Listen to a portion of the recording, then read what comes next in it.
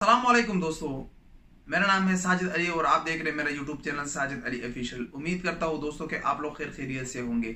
आज मैं आप लोगों से बात करूंगा सिम के हवाले से कि अगर आप सऊदी अरब में रहते हो तो आप लोग सिम तो यूज करते होंगे। सिम आप अक्सर जब आपका एक सिम बंद हो जाए या कोई मसला या नया बंद आ जाता है तो वो सिम खरीदता है। तो अक्सर लोग जो है वो लोकल दुकान से सिम खरीदते हैं या जो ठेले वाले कड़ा होता है उससे सिम खरीदते हैं। तो आज हम इसी मौजू पे बात करेंगे। मजीद बात शुरू करने से पहले आप लोगों से एक रिक्वेस्ट करता हूँ, अगर आप हमारे चैनल पर नए हैं तो प्लीज हमारे चैनल को सब्सक्राइब करें और इस वीडियो को लाइक करें, अपने दोस्तों के साथ शेयर करें। तो बिना टाइम वेस्ट किए चले वीडियो शुरू करते हैं। अच्छा दोस्तों, अक्सर आप लोगों ने देखा होगा कभी कभी कोई सिम खरीद लेता है या आपने खुद भी कई दफा खरीदा होगा जो बगैर इकामे का। जब आप लोकल दुकान में चले जाते हो तो आप अक्सर कहते हो मुझे बगैर इकामे का सिम चाहिए, यानी जो आपके इकामे पे ना हो, यानी किसी दूसरे के इकामे पे हो। तो आज मैं आप लोगों को ये वाज़ह कर दूं कि ये बगैर इकामे का यानी दूसरे के इकामे का सिम कैसे मिल जाता है। यही मेन मसला है। अक्सर लोग फिर कहते हैं कि यार मैं एयरपोर्ट पे जा रहा था और मुझसे इतने पैसे मांगे कि आपके आपके नाम पे इतने सिम है, इतने पैसे है। तो यही मसले होते हैं सारे, क्योंकि हम बगैर इकामे के सिम लेते हैं। हम ये नहीं सोचते कि ये किसी दूसरे के इकामे पे ये मसला हमारे साथ भी हो सकता है। हम बाहर दुकानों से सिम लेते हैं, जब हम एक सिम लेते हैं खरीद लेते हैं वहां से, तो वो हमारे नाम पे 2-3 सिम और भी कर लेते हैं। वो 2-3 सिम का क्या करते हैं, उसी तरह दूसरा बंदा आ जाता है, वो कहते हैं कि मुझे बगैर इकामे का सिम चाहिए, तो फिर वो उन्हीं को बेचता है सिम। यानी अगर सिम का वो वैसे आम आपको 10-15 रियाल का देता है, उसको थोड़ा सा महंगा देता है क्योंकि उसको बगैर इकामे का सिम चाहिए होता है। तो इसका भी हल है जिसका पूरा इसी वीडियो में मैं आप लोगों को पूरे तरीकेकार इसका बताऊंगा कि आप लोगों ने सिम कहाँ से लेना है और कौन सा सिम लेना है।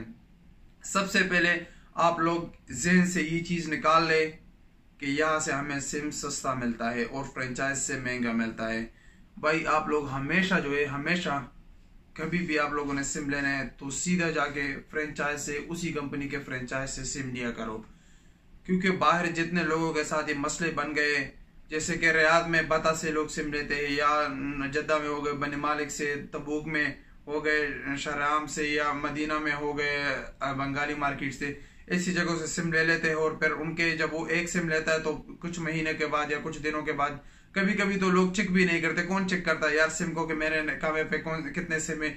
जब वो चेक करने चला जाता है तो, या कभी एयरपोर्ट पे जाता है तो उसके नाम पे सिम होते हैं, और वो भी पोस्ट पेड सिम होते हैं अक्सर। तो पोस्ट पेड सिम जिसमें क्रेडिट आप ले सकते हो, यानी आपको फिर कितना क्रेडिट का लिमिट है वो आप बढ़ा भी सकते हो। तो आपके कामे पे कभी कभी तो 200, 300, 500, 1000 रियाल तक जो है वो फीस जमा होती है जो आपको पे करना होती है।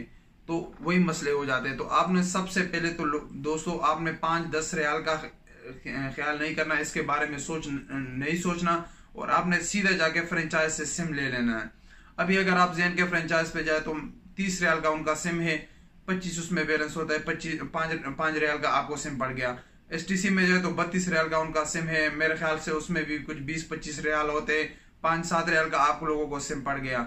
थोड़ा सा उधर वेट करना पड़ता है आपको, वही वेट करो, वही वेट में आप लोगों को फायदा होता है। थोड़ा इंतजार करना पड़ता है लेकिन उसी इंतजार में आप लोगों को फायदा मिलता है। और हमेशा हमेशा आप लोग, जो दूसरी बात मैं कह रहा था कौन सी सिम आप लोगों को लेनी चाहिए, तो हमेशा आप लोग प्रीपेड सिम लिया करो, पोस्ट पेड सिम मत लो।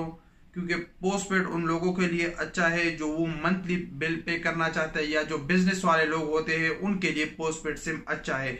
जो हमारे जैसे नॉर्मल बंदे होते हैं जो कभी कभी उनके महीनों में उनके मोबाइल में बैलेंस नहीं होता, तो उनके लिए प्रीपेड सिम अच्छा है। अभी प्रीपेड और पोस्टपेड में क्या फर्क है? प्रीपेड वो है कि आप जब भी चाहे आप अपनी मर्जी की बैलेंस उसमें डालो, कोई मसला नहीं।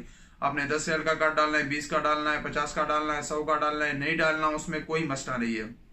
और पोस्टपेड सिम वो है जिसमें आपको मंथली बिल जमा करना होगा, हर महीने आपको बिल जमा करना होगा उसका। तो वो हम लोगों के लिए अच्छा नहीं है, क्योंकि हम कभी कभी यूज भी नहीं करते हैं सिम को, ज्यादा यूज नहीं करते, तो इसी वजह से हमें हमारे लिए अच्छा नहीं है। अगर आप उसको यूज भी करोगे या ना करोगे तो आपको मंथली बिल पे करना पड़ेगा।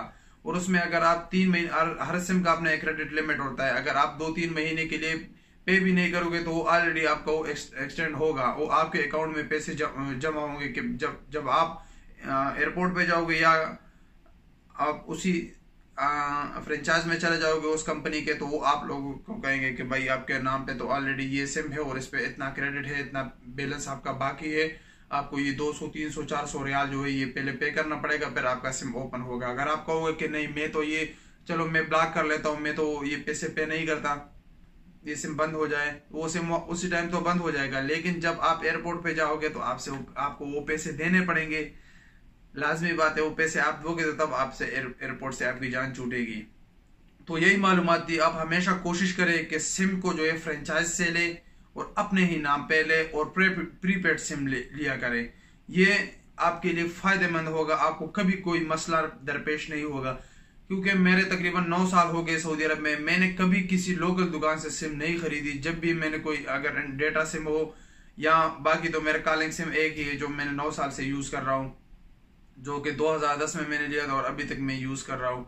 और कभी डेटा सिम अगर लेना हो तो वो भी मैं फ्रेंचाइज से लेता हूँ, चाहे 10 15 20 रियाल महंगा भी हो, लेकिन मैं फ्रेंचाइज से लेता हूँ। मैं कभी किसी लोकल दुकान से नहीं लेता। अल्हम्दुलिल्लाह कि जब भी ट्रैवल करता हूँ कभी कोई मसला नहीं बना। तो यही उसूल थे, यही से सारे तरीके थे, वो मैं आपको लोगों को भी बताना चाहता था, तो मैंने आप लोगों को बता दिया। अगर आप लोगों को पसंद हो तो प्लीज इन तरीकों पे अमल करके आप जो है ना ये सिम की झंझट से बच सकते हो। वीडियो देखने का बहुत शुक्रिया। इंशाल्लाह मिलेंगे एक नई वीडियो के साथ, तब तक के लिए इजाजत दीजिए। अल्लाह हाफिज।